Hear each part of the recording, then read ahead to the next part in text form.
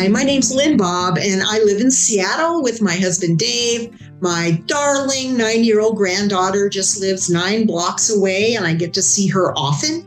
She's like the joy of my life. But another joy is being a disciple of Jesus Christ, and that's part of why it was so fun to write this lesson. So who I am, I'm a writer. I've written a bunch of books. I'm a Presbyterian minister. I served 2 congregations in associate pastor roles, and I'm an adjunct professor. And I got to teach in New Zealand for 10 years. So that was one of the huge joys of my life, was being there. So I'm delighted to be with you in this series.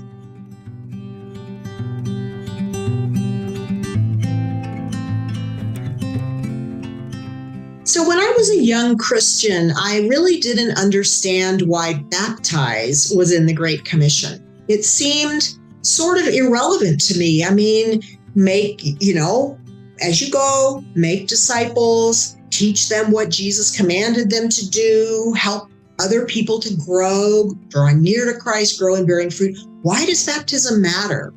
Well, baptism is a sign and symbol of something that's already true. So in baptism, through using the symbol of the water, we acknowledge that as an individual, we have already chosen to belong to Christ, or in the case of infant baptism, that the parents have already chosen to belong to Christ. And baptism is a symbol of an entry into a community. Now, the fact is, most likely, hopefully, someone who's a disciple of Jesus is already part of a Christian community. So, it's not like we're saying the person's never been in this Christian community before, and suddenly, because they're baptized, they're going to step into the community. No, we're not saying that, but we're recognizing that there's an individual and a communal component to baptism. I had a funny experience once where a young couple at church who I'd become friends with asked me if I would baptize their baby.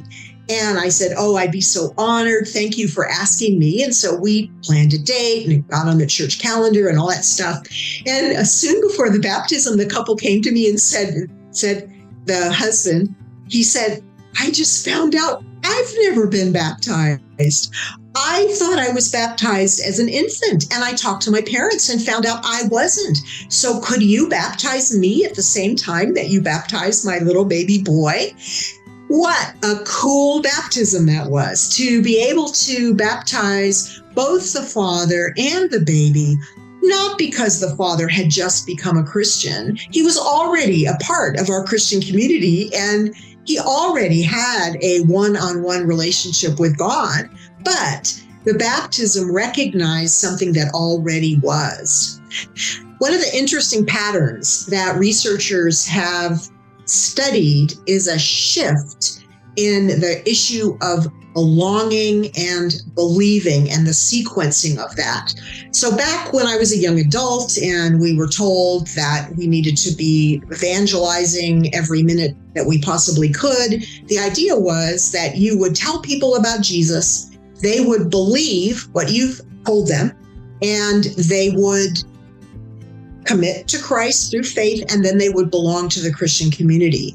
And what's been happening in the last couple of decades, and maybe even before that, and probably for long periods of Christian history too, is that people belong first, and then they come to believe.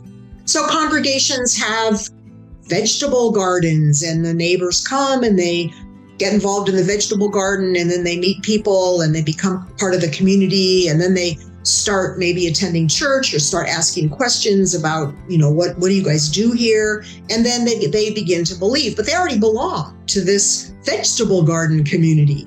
And there's a lot of other communities and churches where people get involved first and then later come to believe. And so baptism is a marker of this pattern, whether it's believing first and then belonging, or belonging first and then believing.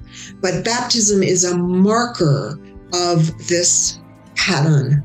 So I'm hoping in this lesson that you can talk about what baptism means to you. Some of you, I'm sure, will have been baptized as infants or know people who were baptized as infants. What does it mean to have been baptized as an infant? What is kind of a reflection of God's grace and goodness and God's love that reaches out? Do you experience through that? What does it feel like to be baptized as an adult? What did it feel like for my friend to be baptized when he viewed himself as a Christian most of his life, and suddenly in his 30s he's getting baptized, acknowledging something that's already there? What does the water mean? Why did Jesus put baptism in the Great Commission?